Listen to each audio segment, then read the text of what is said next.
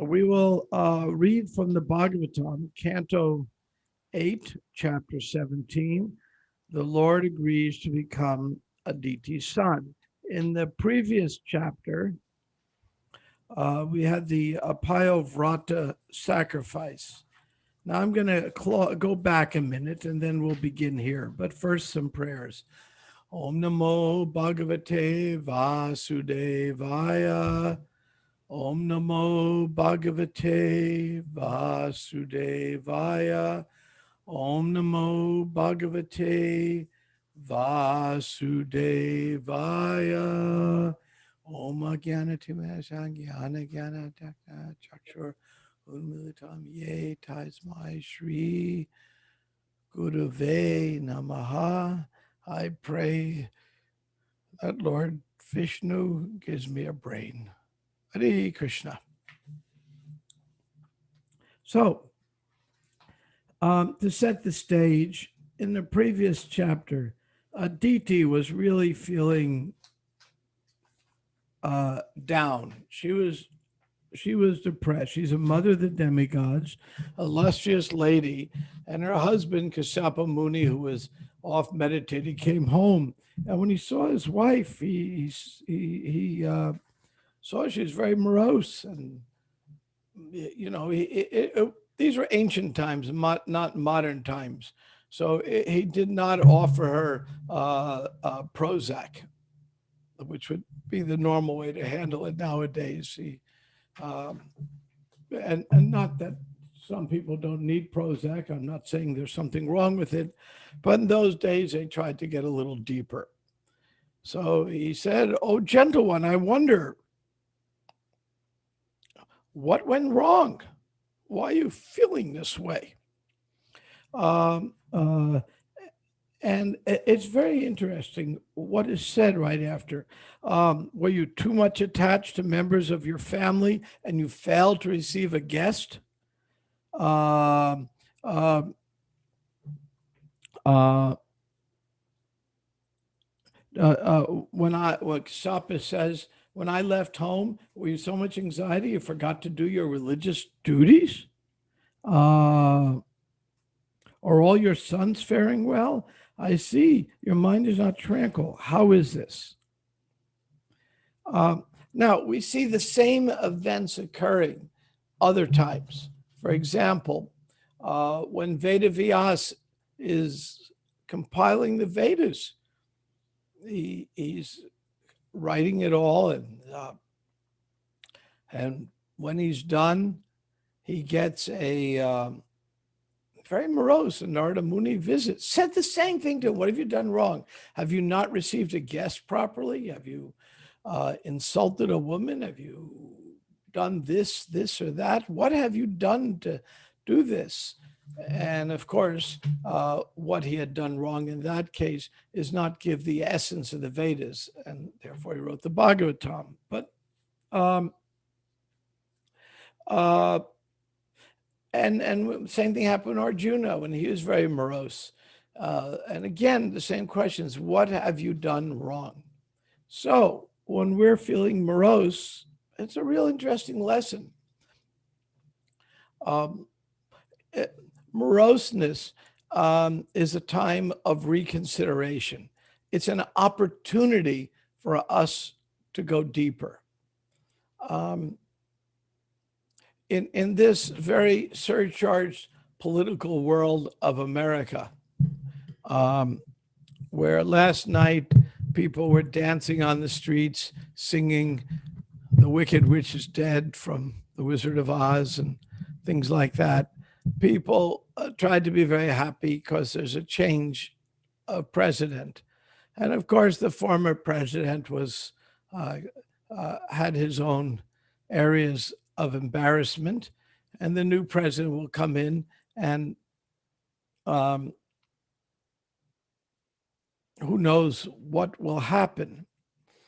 But many people I know were very depressed without discussing policies of the former president. They're leaving that entirely aside. Uh, uh, uh, they were very upset because he was insulting to people. He was very, very insulting to people. He would call war heroes cowards, and he would call all of his opponents by nasty names, and he was very insulting. And intelligent people become very upset by these things. We don't want to see people insulted and mistreated. And again, this is a question that was asked of Kashyapa. Kashyapa asked Aditi, did you insult someone? Did you not receive a guest properly? The fact that receiving a guest comes in multiple stories in the Bhagavatam as a cause of depression is very, very important. In my own house, every time the mailman comes to my house, I ask him, would you like in the winter a hot drink, in the summer a cold drink? Sometimes he'll say yes, sometimes he says no. But and I got that from, fortunately, my grandmother was like that. Any guest that came to the house, even if it was somebody she disliked, and my grandmother certainly had dislikes, um, she would always receive them properly. And it's a very, receiving guests is saying something. What's it saying? It's saying we are seeing the divine within everybody. We understand there's a spark of the divine in you. May be covered, mine may be covered, but there's a spark of the divine in you, and I am worshiping that divine within you and accepting you as part of the divine. And so it's a critically important part of our culture that we receive guests. When Prabhupada received me, who was I? Nobody particular, but he made sure that I was comfortable. I had something to eat, gave me a sweet bowl immediately. These little gestures is how we win people over to our heart, because these gestures are not political gestures in which we're offering something to someone. Oh, I want something in return. Rather, we're saying, I am accepting you as part of Lord Krishna's divine plan. You've come into my life. What can I do? In other words, we're winning friends. One of the very powerful ways in which Radhanath Swami is so appreciated around the world is because he makes everyone feel important. Insignificant person, significant person. He's expert at making people feel important. Radhanath Swami said to me a couple of years ago, we have this funny relationship where I love it, where he gives me his Sankirtan scores when we meet up. And what are his Sankirtan scores? I think he gives them to me because I like hearing it so much. I mean, I'm in such ecstasy hearing it. So to make me happy, he gives me his Sankirtan scores. So he tells me I've been where he's been preaching and who he's been speaking to. Those are his Sankirtan scores. And I love it. So a couple of years ago, he came, well, Brahma, I said, Maharaj, so where you been, what you've done? He says, well, I've been on the bank of the Ganges. I've been on the bank of the Yamuna. And last week, I was at the Bank of England speaking. So he's been to all the various banks. And such a beautiful line. So anyway, I digress a little bit, but it's the importance of receiving guests, because we don't receive guests properly. That is a cause of depression. That was not a cause of Aditi's depression. Now, let's go look at depression some more. Let me see. I am going to see if I can do I have access to the poll? I'm not sure, Prabhu, if our account is set up for a poll. Oh, okay. So we can't do that. Okay. People can raise their hands if you know someone very close who's depressed. And I'll see who raises their hands. And in the, if you know how to raise your hand, if you look in the chat window, we can see there's a place to raise your hands. Yeah, we're seeing a bunch of hands going up. Ooh, so many. Okay, give everyone a moment. If you don't know how to raise your hands, if you click on participants on the bottom of your screen, then you'll see at the bottom of the list, or just click on your name, and then you can raise your hand. Just click on your name. Let's see, who else knows someone who's depressed? The answer should be everyone. But okay, we'll stop here and we'll lower all the hands.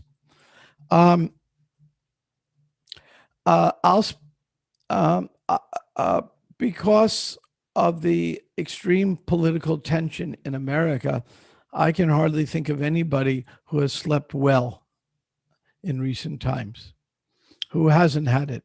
If somebody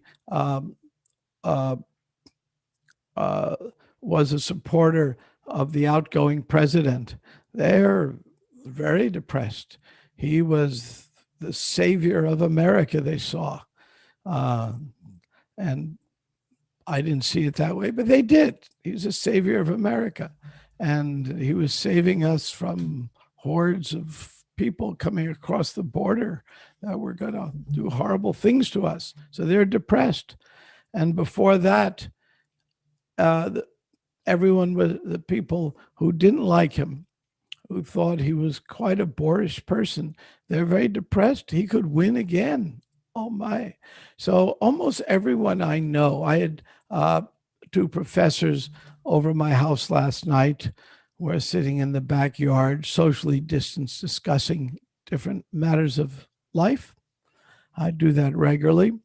And they were telling me how depressed they had been.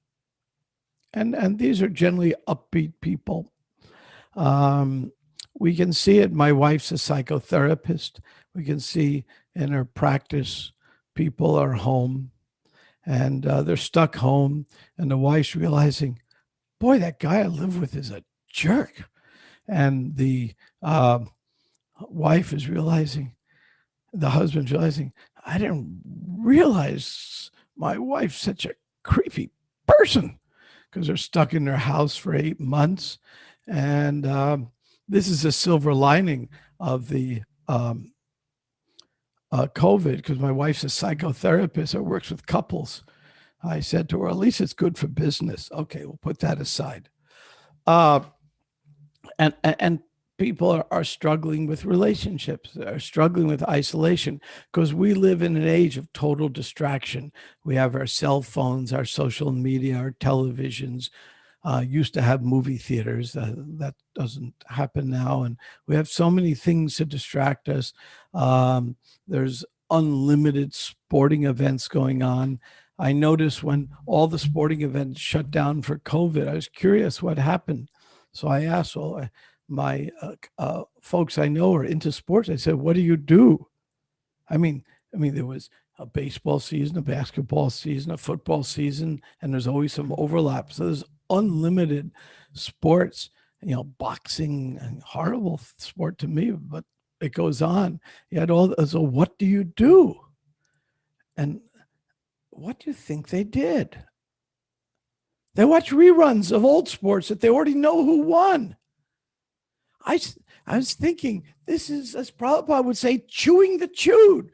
You already know who won. You already know what happened. There's no thrill that is my team going to win or the other team going to win.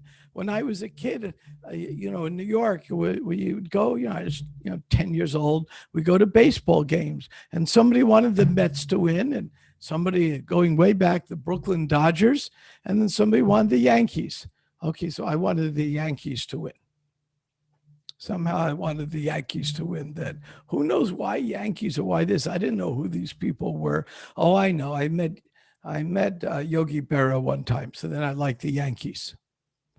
So they want their team to win. And there's some excitement. Will my team win or lose? And now they already know if the team's going to win or lose, and they're still watching. They already know what's going to happen. I was like bewildered by that because people want to be distracted. People do not want to sit still and deal with the existential issues of life. And therefore, eventually there'll be some depression. And this is what happened with Aditi. A lot of depression and a lot of what I'm seeing nowadays, a huge epidemic that's worse than COVID. COVID is spreading all over. It's getting much worse. Millions of cases, over 1,000 people a day dying. But there's a greater epidemic going on. And I see it in India. I see it here. I see it wherever I go. And the epidemic is called loneliness.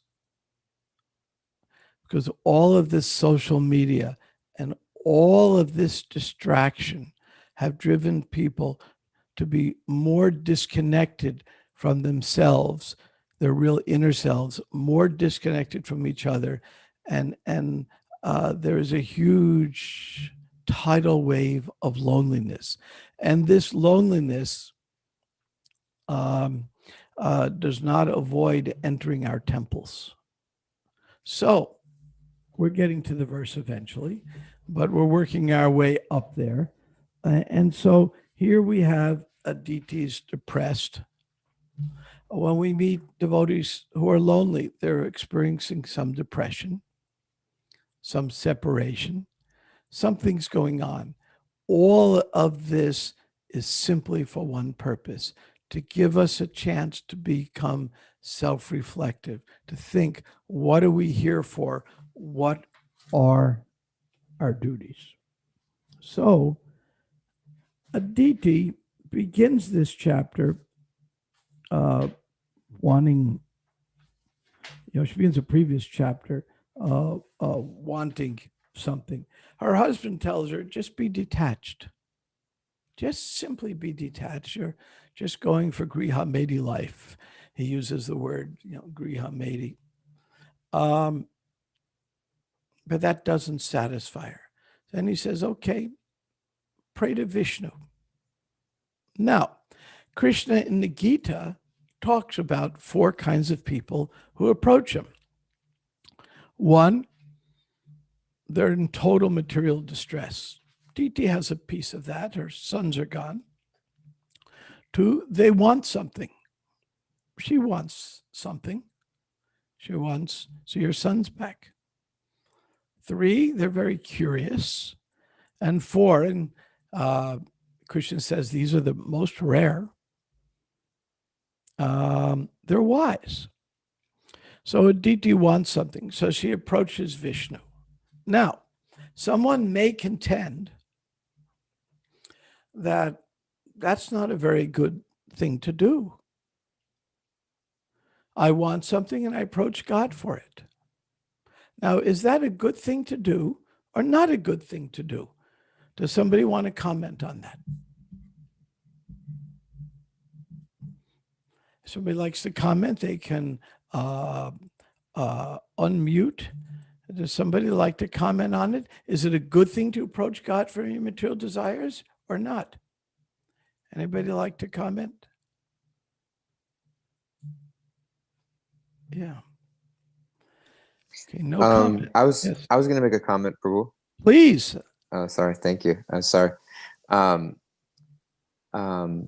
I was just reflecting on in the 7th chapter, also in the Bhagavad Gita, where Krishna says that whatever you do, whatever you offer, whatever you eat, make it as an offering to me. So depending upon the direction a person's going in, if somebody is at least turning towards Krishna, then that's a positive thing for them, because they start to develop that relationship of, I'm dependent on Krishna and Krishna is the provider for me. And you start to develop that dependency towards Krishna. So it can be a good thing for some people. Well, I asked Prabhupada this directly because I was curious about this. And I said, what if an evil man prays to Krishna? And Prabhupada said, then he's not evil, he's praying to God. So anytime you're recognizing God as a higher authority, that alone is a good spiritual step. Now, it can be quite immature and incomplete. We have a war, and both sides are at war, and they're in, let's say, World War I, where they're in foxholes throwing poison gas at each other. And each side is praying, God, let me be victorious over the other. Now, only one side's going to win, and so the other side might become atheists. So it's an immature approach in that it's not very deep, and that kind of immature faith can easily be lost. But according to Krishna, it is a pious thing to do. You're recognizing a higher authority, but if you don't get what you want, you might give up. It's like I'd given this example in this class before, but it's very much like, it's an appropriate example. It's like Amazon.com. Amazon.com is extremely analogous to religion, because what do? You give your fruits of your work, in this case, your credit card, and you sacrifice it to Amazon. And the next day at your doorstep, you get your new vacuum cleaner. It all comes. And of course, a lot of religious experiences like that.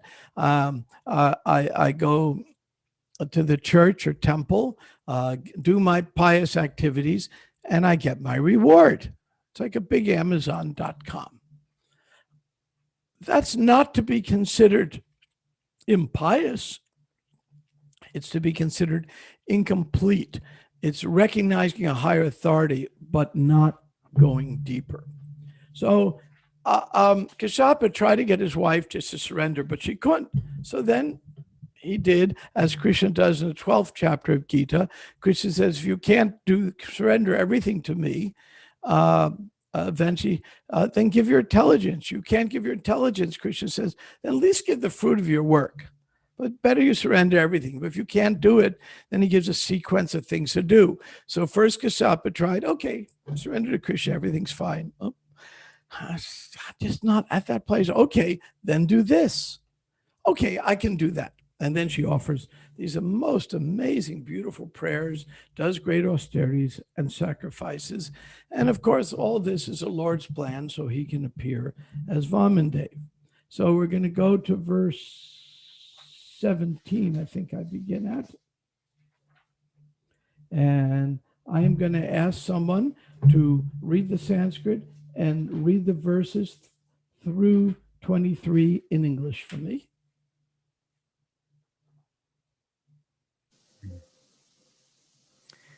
Read the Sanskrit here. Just the Sanskrit on the first verse. Atapi upaya mama devi chintya santoshitasya vratacharayate mamarchanam narhati kantumam yatha shradha nurupam phalahetukatvat. And then the English? Yes.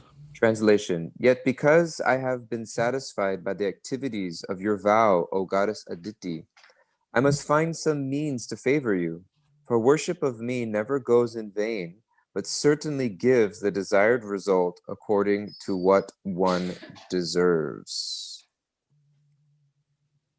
Text 18. You have prayed to me and properly worshipped me by performing the great Payovrata ceremony for the sake of protecting your sons. Because of Kashyap Muni's austerities, I shall agree to become your son and thus protect your other sons. Text 19. Always think of me as being situated within the body of your husband, Kashyap. Kashyap, go worship your husband who has been purified by his austerity. Text 20. O lady, even if someone inquires, you should not disclose this fact to anyone. That which is very confidential is successful if kept secret. Text 21. Shukadeva Goswami said, after speaking in this way, the Supreme Personality of God had disappeared from that very spot. Aditi, having received the extremely valuable benediction that the Lord would appear as her son, considered herself very successful, and with great devotion she approached her husband. Text 22. Being situated in a meditational trance, Kashyapa Muni, whose vision is never mistaken, could see that a plenary portion of the Supreme Personality of Godhead had entered within him. Text 23. O king, as the wind promotes friction between two pieces of wood and thus gives rise to fire, Kashyapa Muni, whose transcendental position was fully absorbed in the Supreme Personality of Godhead, transferred his potency into the womb of Aditi.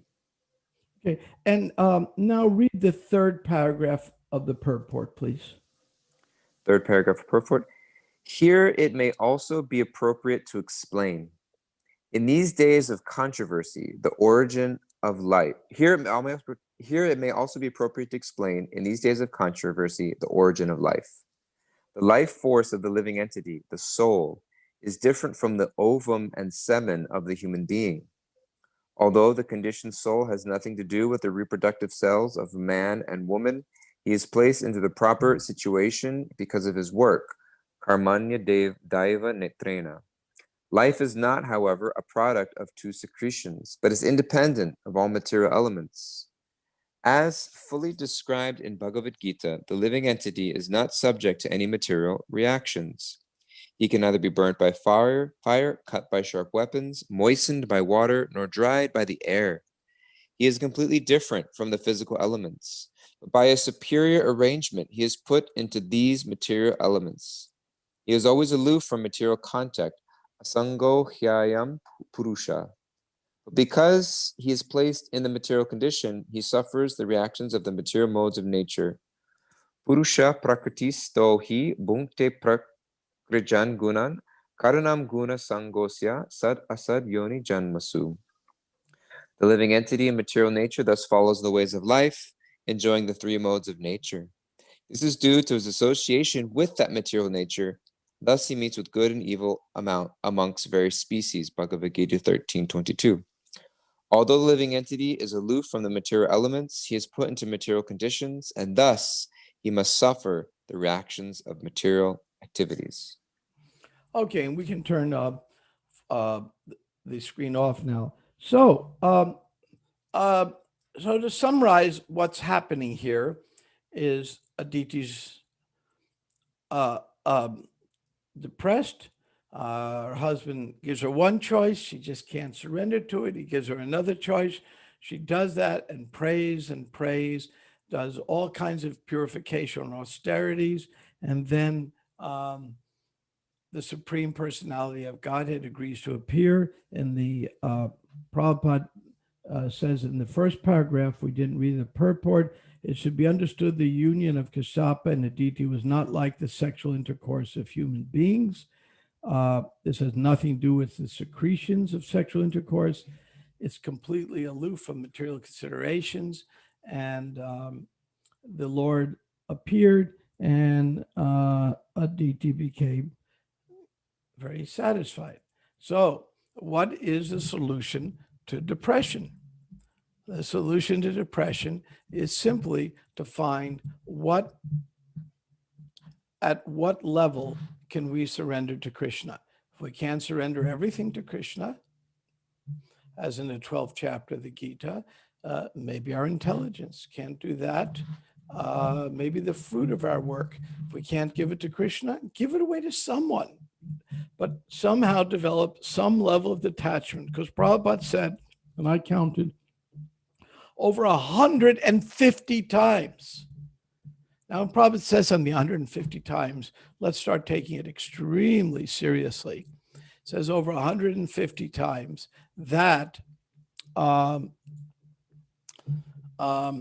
this is a gradual process. So it's a gradual process. So the solution to depression is always add more Krishna in a way that is practical and that accessible to us. And how do we add more Krishna? Sometimes Krishna in our heart will tell us what to do. Sometimes we approach our mentors, our friends. We reveal our mind in confidence. And in 2 verses before, it says that which is very confidential is successful, kept secret. So one way of making progress spiritual life is to reveal our mind in confidence. There used to be an old saying back before there were smartphones, telephone, telegraph, and teledevotee. And teledevotee was faster. So that meant confidence was not kept. And one time I was at I won't say where or who, but I was at a meeting. It was a zonal meeting, and Rita Anandamaraj was there, and Jayapataka Swami was there. This was back maybe it was back in the 80s, and our zonal leaders were there, and I think Balavanta was there. So we're all having a meeting in a room and discussing, making some tough decisions on should we increase our farm project or withdraw from our farm project? What would Prabhupada want us to do? So we're all discussing very confidentially among ourselves.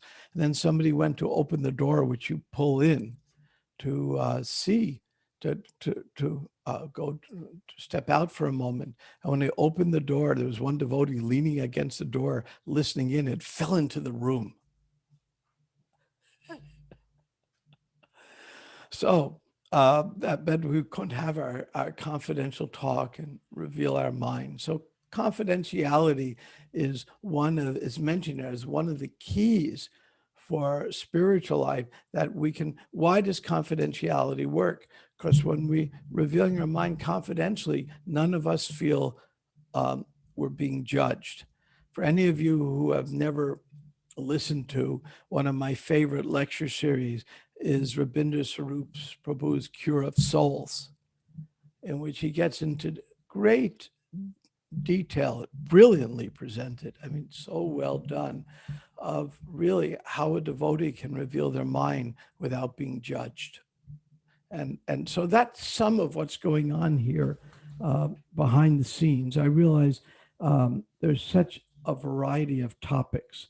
And so here, I may be bouncing around a little, but this section of the Bhagavatam, we could speak on for months, not just 45 minutes. I will make one final point, though, that's very important and very important personally to me. Because here, Prabhupada is saying the life force of the living entity, the soul, is different. And he says, in these days, it may be appropriate to explain these days of controversy, the origin of life. Now, I'm with the Bhaktivedanta Institute. I'm serving as director. Your Murli Gopal, of course, works closely with us. And our mission is to establish what? That life comes from life. That was the conference we had in October 1977 in Vrindavan. And that life comes from life. It doesn't come from matter. In that regard, I will share with you, our BI now has a new headquarters in Gainesville, Florida. I'm showing it to you. This was donated to us. It used to be the president's house for the university, a mile from the university, and that's our new headquarters for the Bhaktivedanta Institute.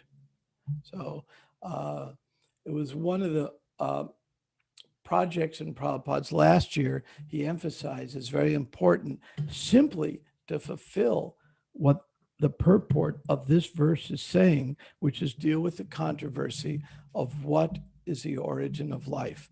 Can we demonstrate both philosophically and scientifically that life does not come from matter?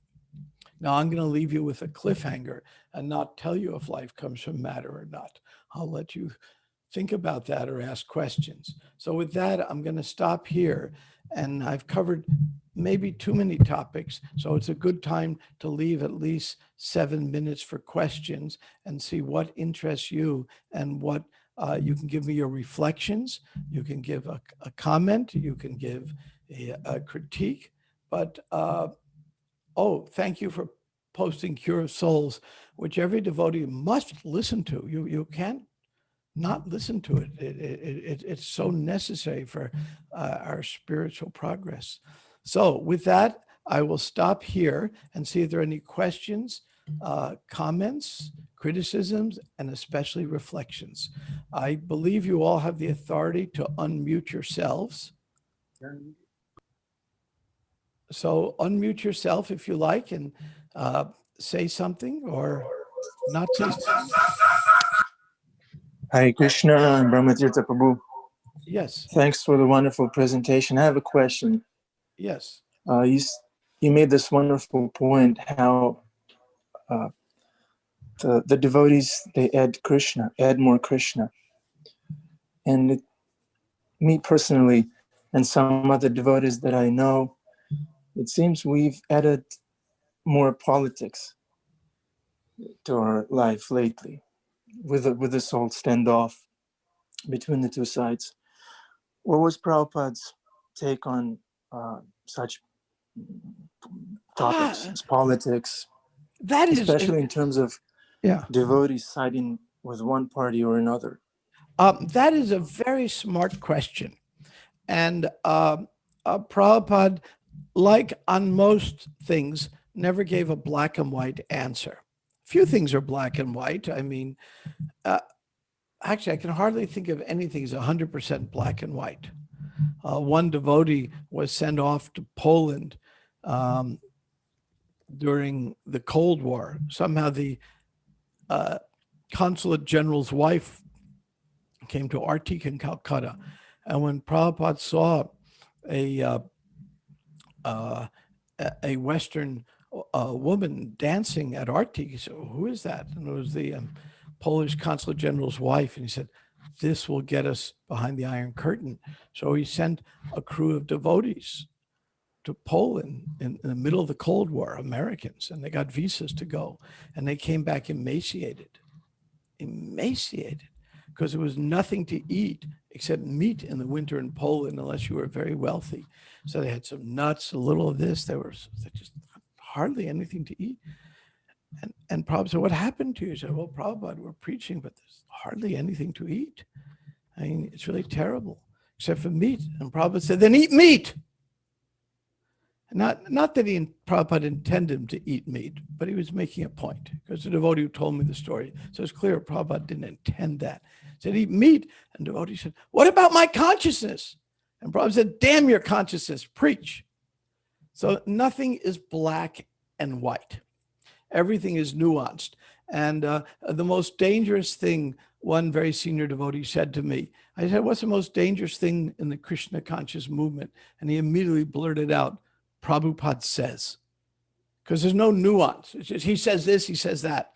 It's like, Bible thumpers. Bible thumpers they used to go around these Bible preachers, and they take their Bible and they thump it on the table and they bang it. "And Jesus says this, you're all going to hell, and it's a one-way ticket." And they bang the Bibles. They call them Bible thumpers. We don't want to be Gita thumpers. We want to be intelligent, nuanced thinking. So now to get to a specific question on politics. You cannot live in America and not know that we had an election, that there's an extreme amount of controversy. And when Prabhupada was in India and Indira Gandhi was sterilizing Brahmins, he was very upset by it. He said, "This is not a good behavior for a leader." So when the leaders misbehaved, he would comment, "This is not good behavior." When a leader behaved well, he might comment, "This is good behavior." So Prabhupada was not unaware of these things. As devotees, if we're on the street and somebody walks up to us and says, "Well, what do you think? Do you like Biden or do you like the other guy?" Okay, I'm revealing a little prejudice here by referring to him as the other guy. Anyway, but you like Biden or the other guy? And if we say, "Who are these people?" we're going to appear as ignoramuses. And then that's one danger. The other danger is getting totally absorbed in it. I was sitting with a dear friend of mine recently, who's the chairman of the Democratic Party of my county.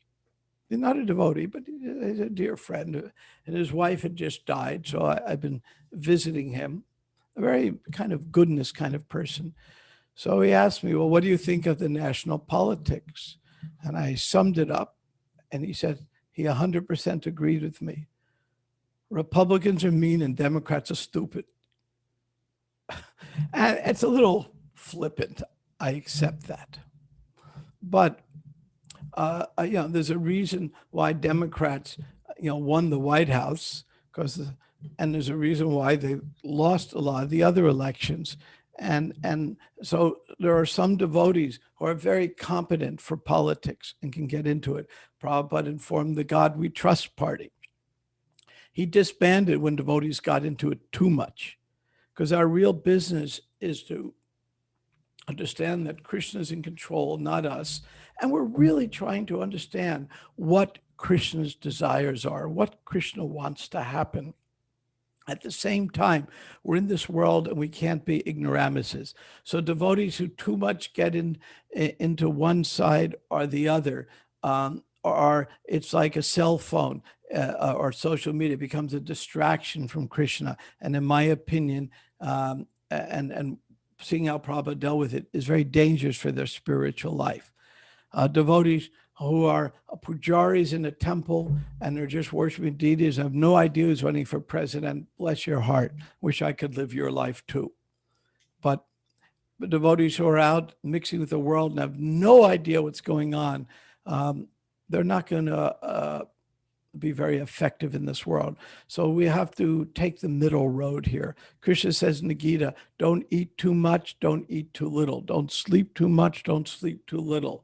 So don't be a total ignoramus of what's going on in the world, but be detached from it and don't get involved in it. Don't over get involved. And devotees who over get involved in it invariably lose their Krishna consciousness. I saw one devotee wearing a hat. He got over into it, and the hat was, let's make ISKCON great again. And he's wearing this silly hat, and then he's getting totally involved in criticizing everyone. Because the people who support the guy who said, let's make America great, tend to be extremely critical of others. And so he started criticizing everybody while he's wearing a hat. Let's make ISKCON great. How do you make ISKCON great when you're criticizing all your God brothers and everybody else? So being overly immersed is quite dangerous. We live in America. I think maybe some other overseas people here, not to be concerned about the future of your country would be callous. Prabhupada was concerned when Indira Gandhi was messing certain things up, and he spoke about it. He was concerned when other leaders messed things up. He was concerned about it, but it wasn't his main concern. His main concern was how to bring us all closer to Krishna, but he was aware of these things. So I hope that answers your question. I don't know if we have time for another question or not. I know the deities have just opened. If others have questions, we can take, Prabhu. The darshan. Okay, thank you, Gaurasharna. So if there's another question, I am all ears. Yeah. I had a question, Prabhu. If it's okay. Yes. I really appreciate the bringing up the depression and kind of mental health in general. It's a growing topic, I think, in the world today. And Yes. I wanted to know your input on the biological aspect of depression, that some people see it just as like as a disease. And so there's the one aspect of, as you're mentioning, adding Krishna into your life, or adding more Krishna, or kind of like that, like kind of inner willpower to kind of overcome that. Do you also feel in your experience or any research you've done that there is also, for some people, a biological aspect that simply requires medical attention the way like a physical illness would? It's an insightful question, Doyal Prabhu, and that question really needs to be discussed. One time, Hari K. Swami was Prabhupada's secretary. And it was in New Orleans, and I was there, and he was very, very sick. And cold kind of thing. So I brought him the usual things, orange juice, whatever herbs we would take in that generation for being sick. And then a month later, I was in Denver. Again, Prabhupada was there. And I saw him. I said, "Well, how are you feeling?" He says, "I'm better." I said, "What happened?" He said, "Prabhupada said, you have a Western body." He said, "Go to the doctor, and whatever they give you, take it." And they gave him some antibiotics, and he was better the next day. Now, when I was living in Mayapur, not as a devotee, I was the only visitor at the first Mayapur festival. So 70 devotees and one victim. One visitor. And and I've explained before, that's why Prabhupada kept me in his Bhajan Kutir all day for protection. So I had caught a cold, whatever, minor thing. So I had some normal over-the-counter cold medicine, equivalent of Alka-Seltz or whatever we take. So one devotee preached to me, "So heavy, you can't take it, only Ayurvedic.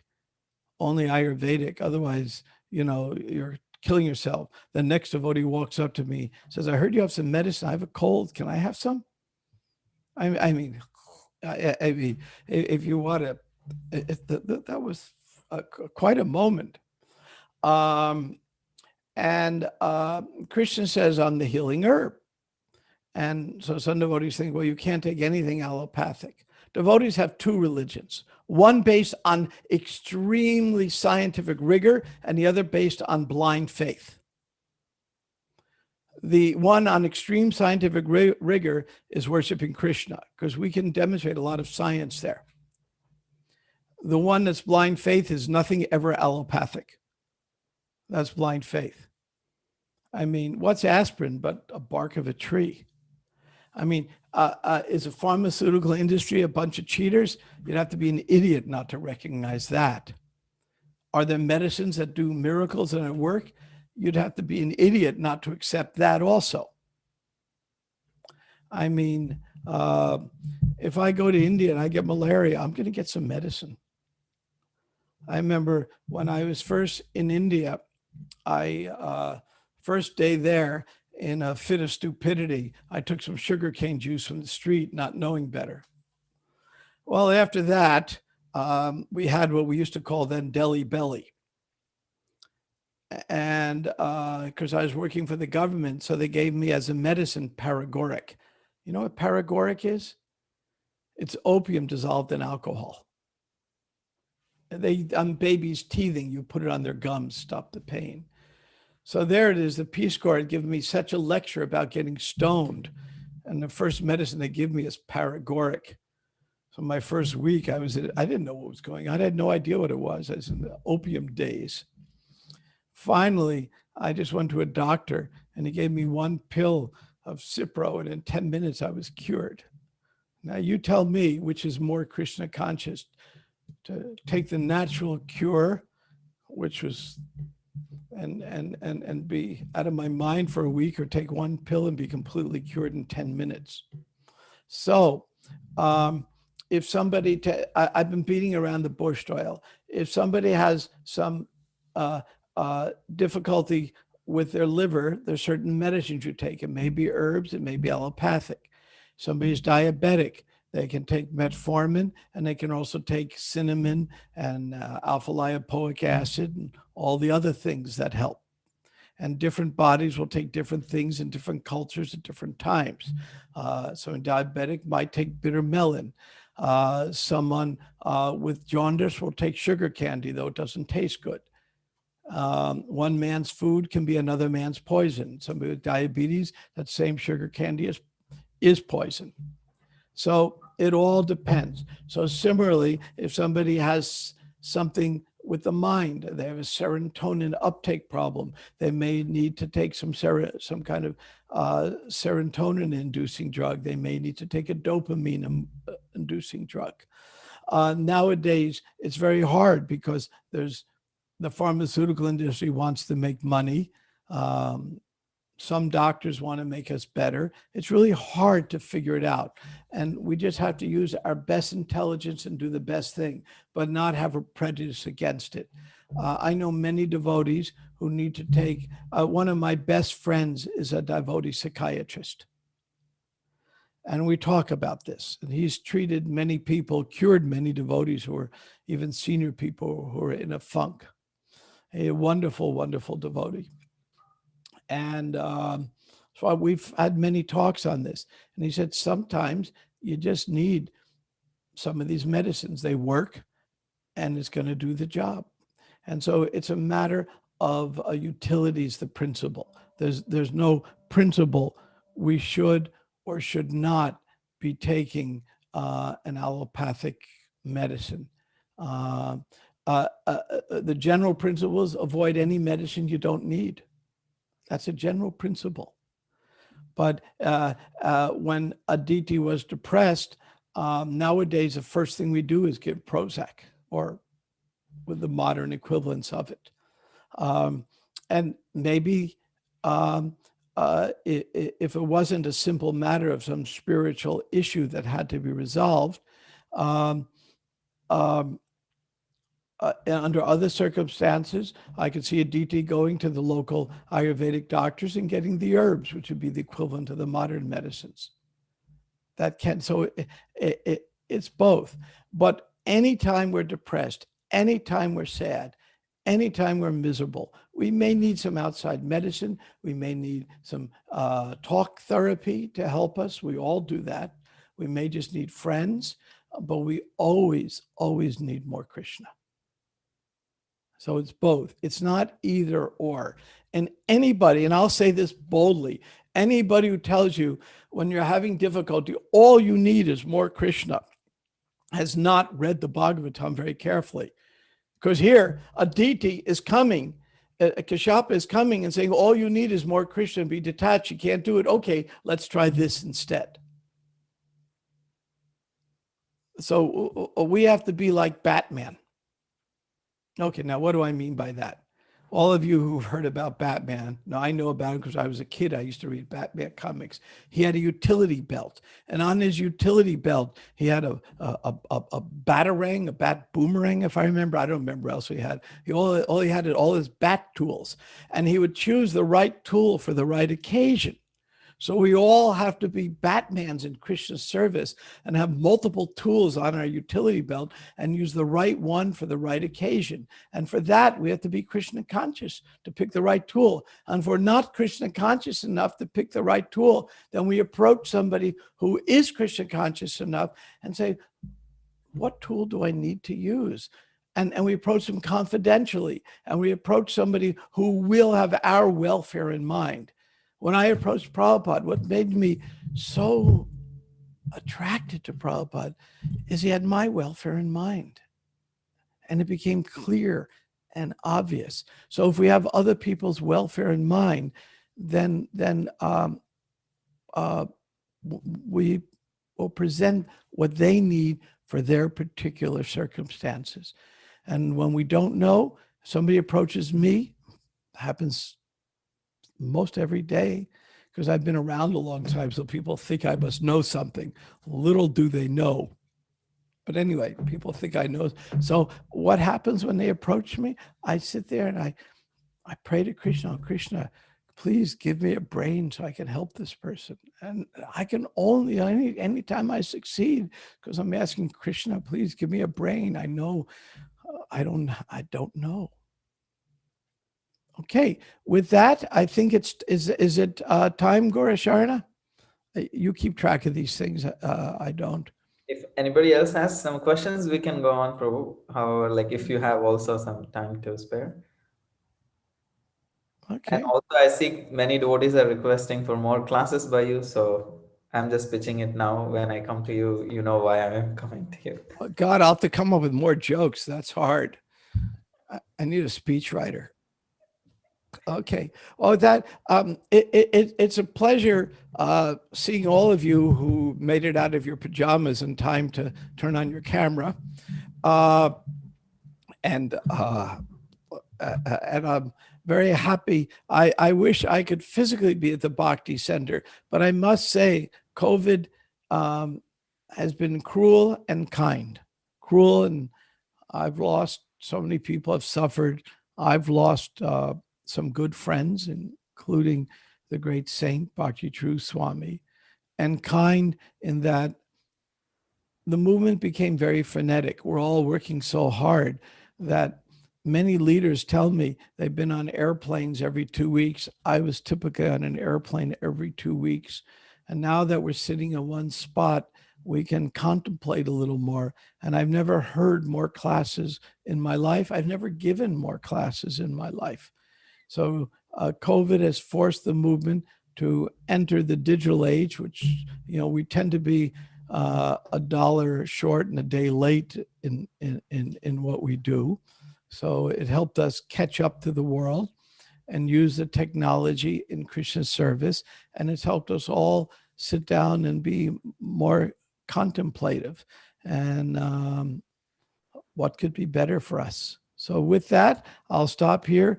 Thank you all very much. I want to acknowledge just people I know on the class. We have Genevieve Harrison here, one of my most favorite singers and speakers on the planet. And I see my friend Shraddha here. Remind Rabindra, I'm waiting for Cure of Souls. Of course, I see all my buddies from the Bhakti Center, and Adi and Doyle Garanga and Gaura Sharana. And and my wife is listening too. Hari Bal, I love you. Okay, so give greetings there. And maybe I'm sure I've missed people I know at all of this, but I just want to say thank you. It's an honor and a superb privilege to be at the Bhakti Center. And please continue all your service. I saw Murli Gopal here before. Soon, I showed you that picture. He'll be joining us as our senior researcher at the Bhaktivedanta Institute's new amazing headquarters in Gainesville, Florida. With that, we'll stop here. Thank you very much. Hare Krishna.